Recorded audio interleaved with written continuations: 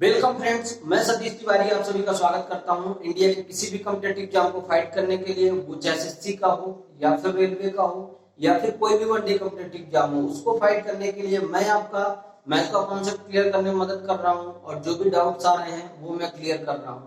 तो उसी के बारे में आज मैं आप लोगों के सामने टाइम, स्पीड एंड डिस्टेंस का रिलेटिव स्पीड का कॉन्सेप्ट क्लियर कराने वाला हूं। तो जो भी क्वेश्चन डायरेक्टली कॉन्सेप्ट से निकल के आते हैं और कैसे कैसे क्वेश्चन आप लोगों के एग्जाम में पूछे जाते हैं, किस कॉन्सेप्ट से आप क्वेश्चन करेंगे तो 10 से 20 सेकंड में हो जाएंगे, ये सब मैं इस चैप्टर में आप लोगों को बताने वाला हूं। तो चालू करने से पहले मैं बता दूं कि चैनल का नाम कैच द मैथ है। चैनल को सब्सक्राइब कर लीजिए और वीडियो पसंद आए तो कम से कम 5-5 लोगों में शेयर करिए। उससे क्या होता है, हमारा मोटिवेशन बना रहता है कि मैं जो कंटेंट दे रहा हूं वो आपको पसंद आ रहा है, वो आपके लिए यूजफुल है।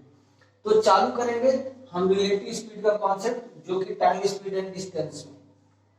रिलेटिव स्पीड का मतलब क्या होता है, सापेक्ष चाल। मतलब कि अगर दो मोटर कार है, दो गाड़ी है, एक गाड़ी इधर से आ रही है और दूसरी भी गाड़ी इधर से ही जा रही है, मतलब दोनों जो गाड़ी है, दोनों जो मोटर कार है वो एक ही दिशा से गतिमान है। कहने का मेरा मतलब है कि अगर मैं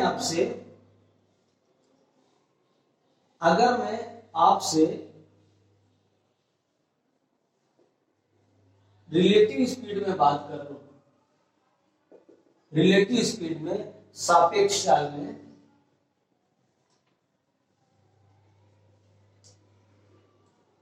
हेडिंग डाल लीजिए सापेक्ष चाल। ठीक है, सापेक्ष चाल में मैं आपसे बोल देता हूं कि अगर दो मोटर कार है, पहले ये मोटर कार मान लीजिए, ये पहली है और दूसरी ये मान लीजिए। एक्चुअल कंटेंट आपको बताऊंगा कि क्या क्वेश्चन आते हैं एग्जाम में और बच्चों को कहां दिक्कत होती है। ये दोनों मोटर कार है, मैं मान लेता हूं कि ये जो है ना, ये S1 स्पीड से गतिमान है और ये वाली जो गाड़ी है ये S2 स्पीड से गतिमान है।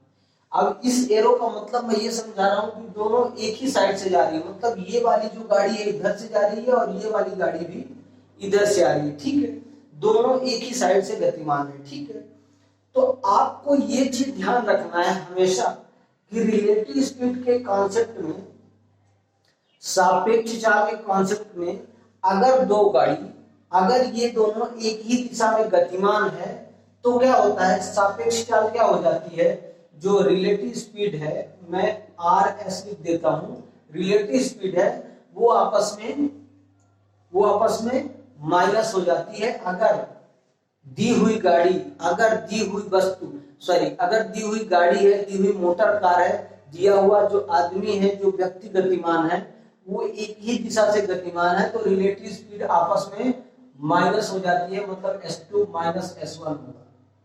हमेशा ये चीज ध्यान रखिएगा, S2 माइनस S1 क्यों होगा, क्योंकि S2 ग्रेटर देन S1। मतलब कि जो S2 है ना, यह ओवरटेक कर रहा है, किसको ओवरटेक कर रहा है, S1 को। समझ रहे हैं, मतलब S1 से ज्यादा स्पीड इसकी है तो ऐसा होगा, अगर S1 की स्पीड ज्यादा है तो S1 माइनस S2 होगा। समझ गया मेरी बात। ये रिलेटिव स्पीड में अगर एक दिशा में गतिमान है तो सापेक्ष चाल ये होती है, मतलब दूसरी चाल माइनस पहली चाल। ठीक है, अब आपको मैं बोल देता हूं कि अगर दोनों अलग अलग दिशा में गतिमान है, यहां पे दूसरा ले लीजिए, मान लीजिए ये दो मोटर कार है हमारे पास, एक मोटर कार ये है, ये इधर से गतिमान है, और दूसरी मोटर कार हमारे पास ये है,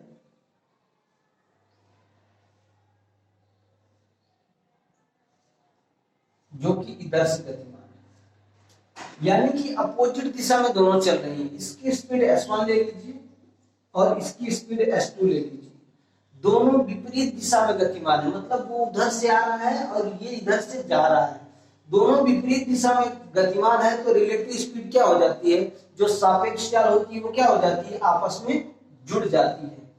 जो रिलेटिव स्पीड क्या होती है, आपस में S1 प्लस S2, दोनों रिलेटिव स्पीड आपस में जुड़ जाती हैं। समझ गए मैं क्या बोल रहा हूं, कि अगर एक ही दिशा में गतिमान है, एक ही दिशा से जा रही है, तो सापेक्ष चाल आपस में घट जाती है, वह उस चाल की सापेक्ष चाल होती है।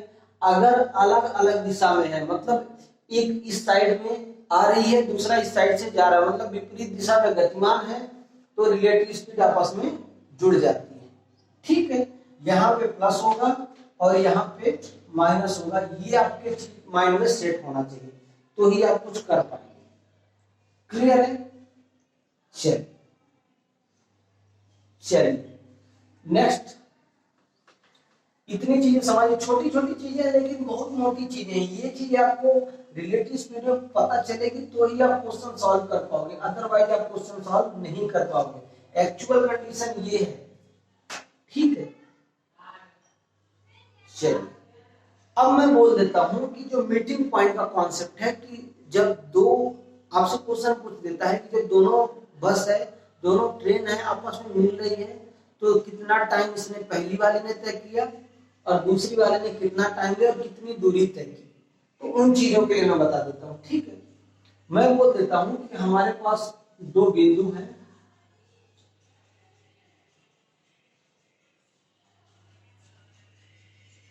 ये हमारे पास दो बिंदु हैं। ठीक है, एक ए है और दूसरा बी है। ठीक है, ये दोनों बिंदु है आपस में।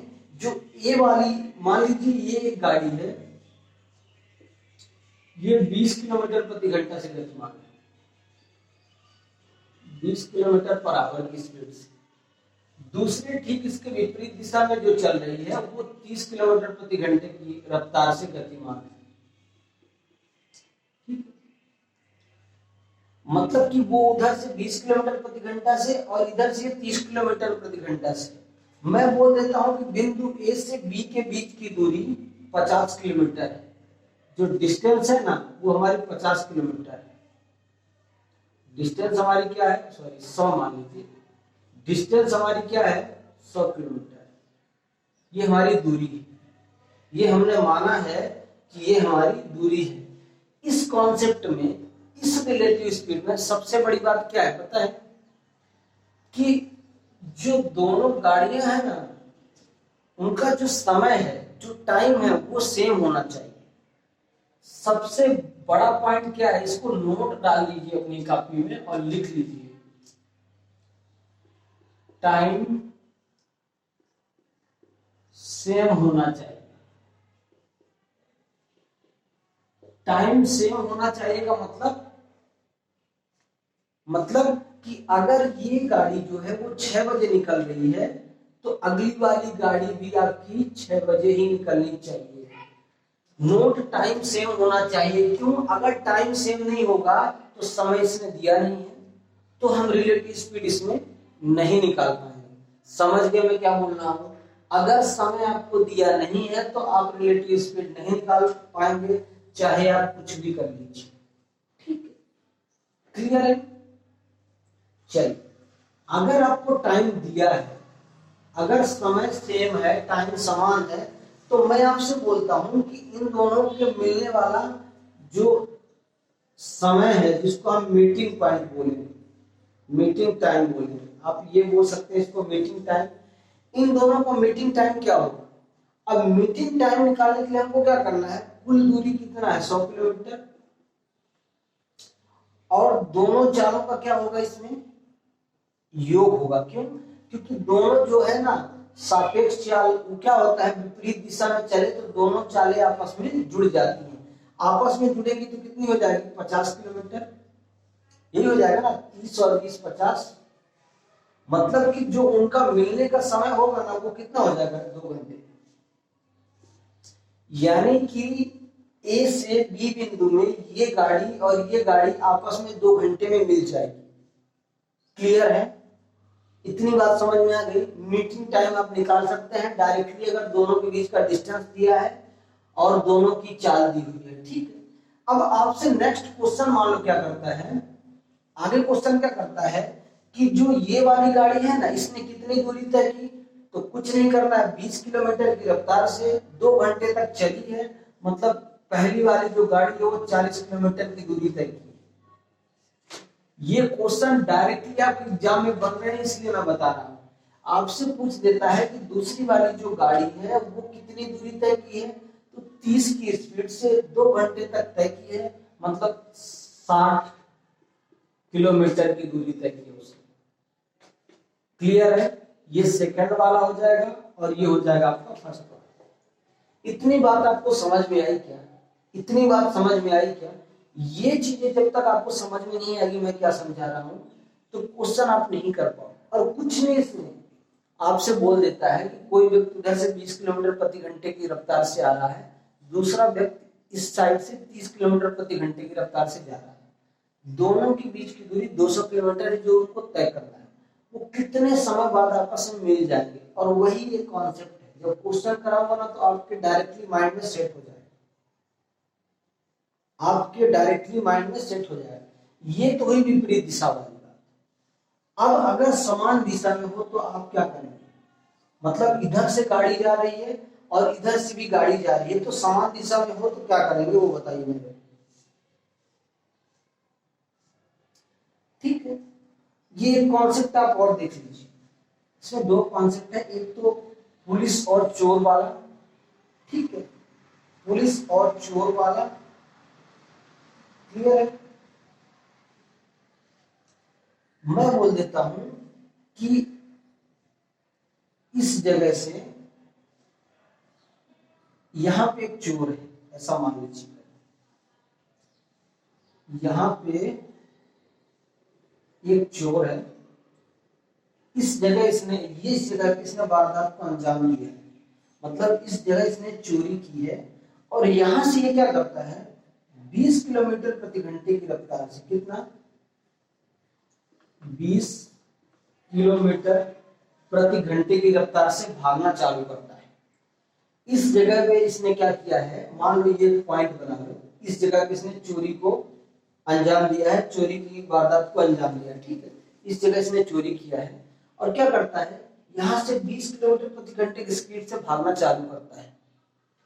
ठीक 2 घंटे बाद, ठीक 2 घंटे बाद पुलिस क्या करती है, इस जगह से, ये मान लीजिए चोर है, लिख लीजिए दिस इज थिंग, और नीचे पुलिस का मैं चिन्ह बना देता हूं तो आप समझ लीजिएगा। ये मान लीजिए कि ये पुलिस है। डायरेक्टली कॉन्सेप्ट इससे निकल के आते हैं। पुलिस को क्या पता चलता है, ठीक 2 घंटे बाद पता चलता है कि भाई चोरी यहाँ पे हुई है, और पुलिस जो है ना वो 30 किलोमीटर प्रति घंटे की रफ्तार से, कितना, 30 किलोमीटर प्रति घंटे की रफ्तार से उसका पीछा करती है। किसका? चोर का।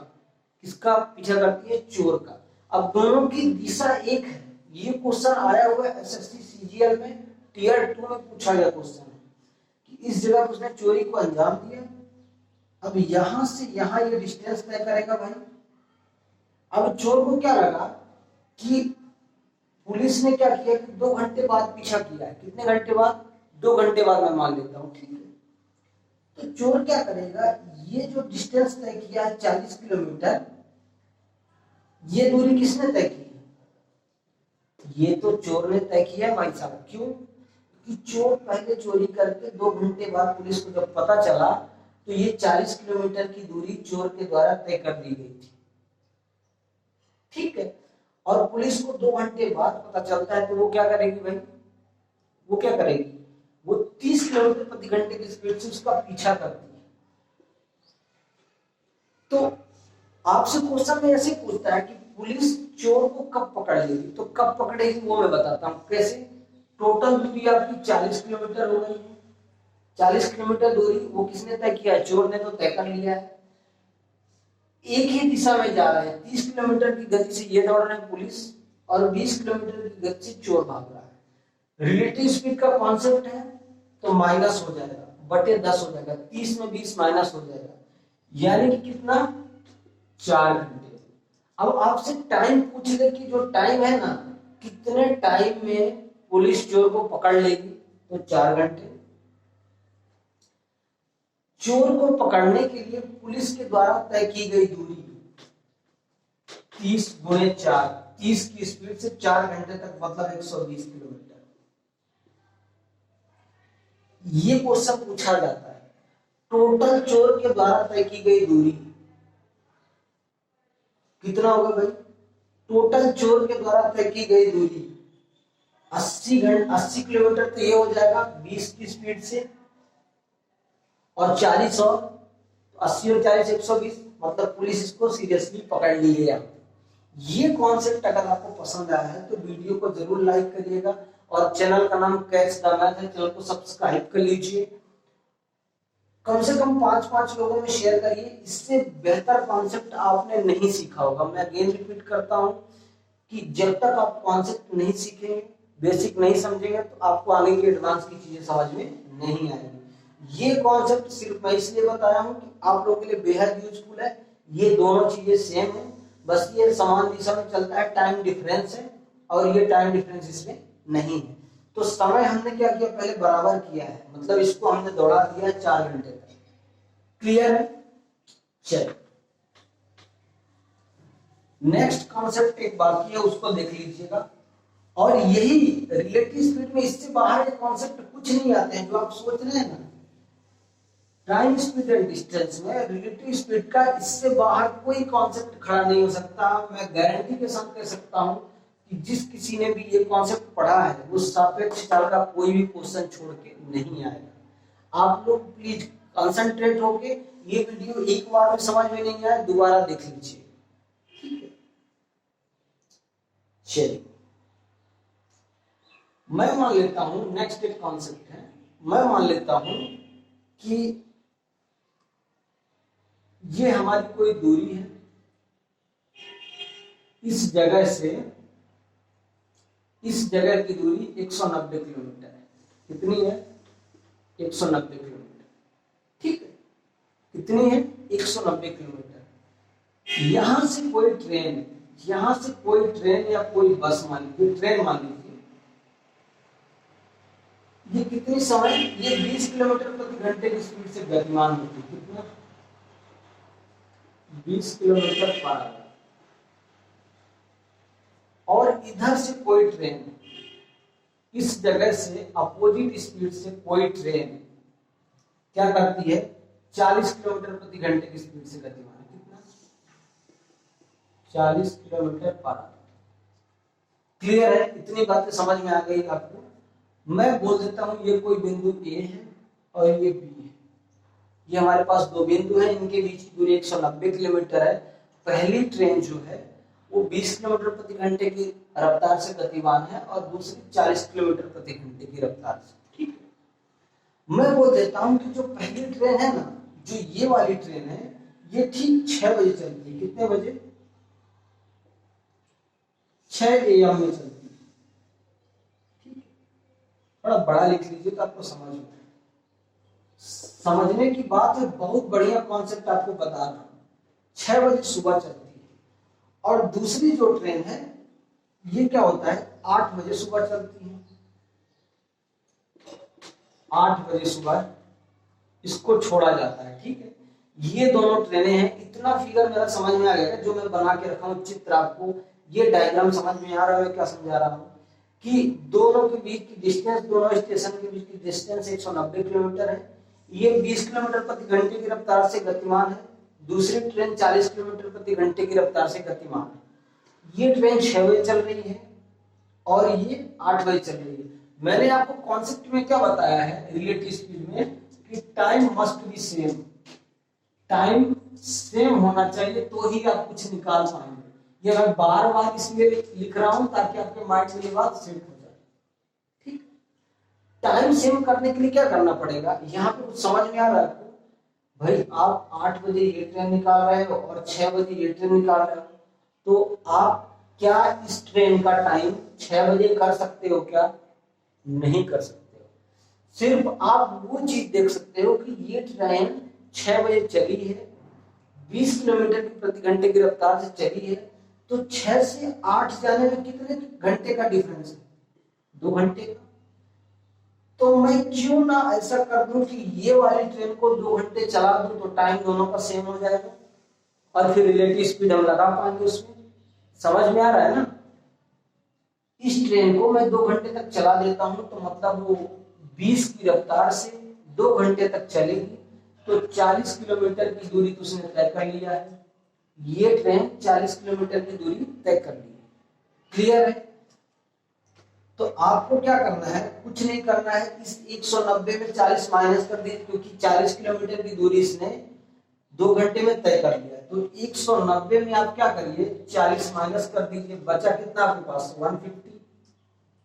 अब इस 150 की दूरी को, यहाँ भी 8 बज चुके हैं और यहाँ भी 8 बज चुके हैं, क्यों? क्योंकि 2 घंटे तो वो चलती है, 6 से 2 घंटे चलेगी तो 8 में आ जाएगी। ये ट्रेन 2 घंटे की दूरी कवर कर ली है, वो मैंने माइनस कर दी। अब टोटल दूरी हमारे पास कितनी हो जाएगी, 150 किलोमीटर मान लीजिए। तो 150 किलोमीटर की दूरी, 150 किलोमीटर की दूरी दोनों की विपरीत चाल, यानी 40 और 20 कितना हो जाएगा, 60। यही है ना, तो चालें आपस में विपरीत है तो जुड़ जाएगी, क्योंकि ये भी इधर आ रही है, ये भी इधर आ रही है। तो मीटिंग पॉइंट हमको निकालना है, कितने टाइम बाद ये मिल जाएगी, मीटिंग टाइम हमको निकालना है। तो 150 किलोमीटर की दूरी हो जाएगी और 60 क्या है, 60 दोनों स्पीड का योग है। योग इसलिए है क्योंकि दोनों विपरीत दिशा से आ रही है। ठीक है, काट दीजिए 3 से, ये 20 हो जाएगा और ये हो जाएगा 50। बचा कितना, 50/2, 20, 5/2, यानी 2.5 घंटे आपका टाइम लगेगा। 2 सही 1/2 घंटे। समझ में आ गए? आपसे क्वेश्चन में बोल देता है कि दोनों ट्रेनें आपस में कब मिलेगी, ये क्वेश्चन पूछता है। तो 8 बजे तो हमने मान लिया था भाई, क्योंकि 2 घंटे की दूरी हमने इसमें कम कर दिया है इस वाली ट्रेन का। तो 8 बजे टाइम है, 2, 8 और 2 कितना हो जाएगा, 10 बज गया, और आधा घंटा और मतलब 10:30। टोटल आपको जो गाड़ी ट्रेन मिलने वाली है वो 10:30 AM में आपस में मिल जाएगी। यही इसका क्या हो जाएगा, मीटिंग टाइम। कॉन्सेप्ट समझ में आया क्या? अगर कॉन्सेप्ट समझ में आया तो वीडियो को लाइक जरूर करिएगा। आप लोगों के लिए बहुत मेहनत की जा रही है, सो प्लीज इसको सपोर्ट कीजिए। और जो चीजें दे रहा हूँ वो आप लोगों के लिए बेहद यूजफुल है, इससे बाहर कुछ भी नहीं है कॉन्सेप्ट में। एक और कॉन्सेप्ट जो रह गया है वो मैं कराऊंगा कल से। मैं जो वीडियो में आप लोगों को औसत चाल के क्वेश्चन, इसी में औसत चाल के क्वेश्चन, कैसे डिफिकल्ट टाइप के क्वेश्चन औसत चाल में पूछे जाते हैं, और ये रिलेटिव स्पीड के पूरे क्वेश्चन 10 से 20 को 20 से 25 क्वेश्चन आपको लोगों को कुल मिला के करा दूंगा। कुछ दिक्कत नहीं होना चाहिए, सेम कॉन्सेप्ट पे है। और मैं बताऊंगा कि ये क्वेश्चन यहाँ पे आया हुआ है, ताकि आपको पता चले कि ये जो एग्जैक्ट कॉन्सेप्ट दिया जा रहा है वो चाहे ग्रुप डी का हो, चाहे MTS का हो, चाहे MP पटवारी का हो, UP लेखपाल का हो, दिल्ली पुलिस का हो, किसी भी एग्जाम में हो, मैथ चेंज नहीं होने वाली है।